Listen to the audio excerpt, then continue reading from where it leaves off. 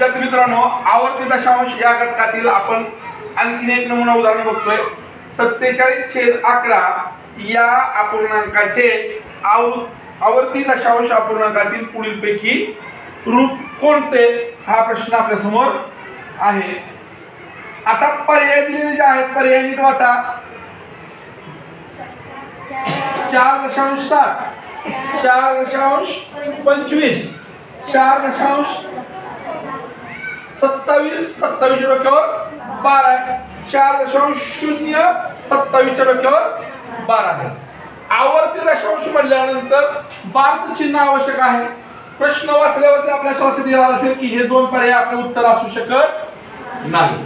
आता या दोन पैकी उत्तर असणार आहे आवर्ती व्यवहारी अपूर्णांकात आपल्याला आवर्ती दशांश अपूर्णांकात रूपांतर करण्याची जी मूळची पद्धत आहे ती आपण काढू. काय करायचं असतं आपल्याला 47 ला 11 ने भागायचं.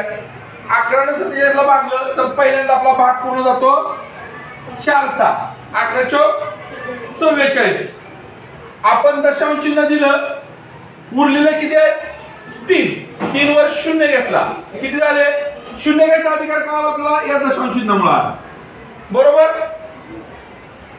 3 वर आपण 0 पुढे घेतला 30 झाले. 30 ला 11 ने भागलं किती भाग बसला 2 चा. 11 दुने 22. 30 मधून 22 गेले उरले किती 8. 8 च्या पुढे 0 घेतला 80 झाले. 80 ला परत आपण 11 ने भागलं किती भाग गेला 7 चा 77. उरले किती 3. 3 च्या पुढे पुन्हा 0 घेतले 30.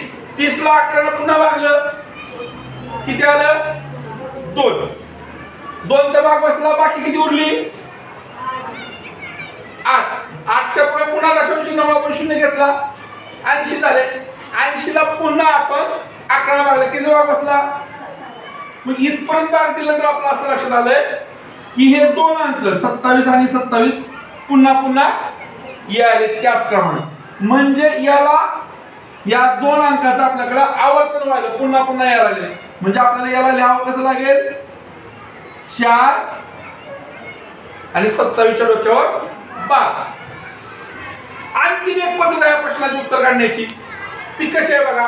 पहिल्यांदा आपण काय करूया या अपूर्णांकाला ही झाली पद्धत आपण भागाकार करायची. आणखीन एक पद्धत बघा 47/11 या अपूर्णांकाला आपल्याला दशांश अपूर्णांकात रूपांतरित करायचं आहे बरोबर. पहिल्यांदा याला आपण पूर्णांकयुक्त अपूर्णांकात रूपांतरित करू. 47 आणि 11 किती भाग गेला 4 चा भाग गेला. बाकी किती उरली 3 उरली. बाकी किती उरली 3 उरली.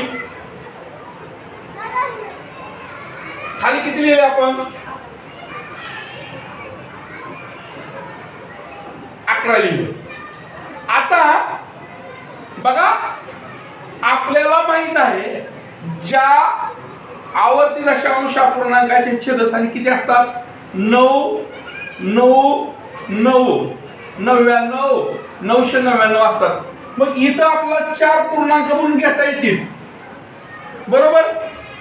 जर 4 पूर्णांक घ्यायचे असेल या 11 ला आपल्याला 9 च्या पटीमध्ये बदलायचं असेल तर याला काय करावं लागेल आपल्याला 9 न गुणावं लागेल. म्हणजे किती आलं खाली. मग अंशाला किती गुणावं लागेल रे 9 न. अंशाला 9 न गुणल्यावर किती आलं मग 27/99. आपण आवर्ती दशांश अपूर्णांकाच्या स्वरूपात कसं लिहितो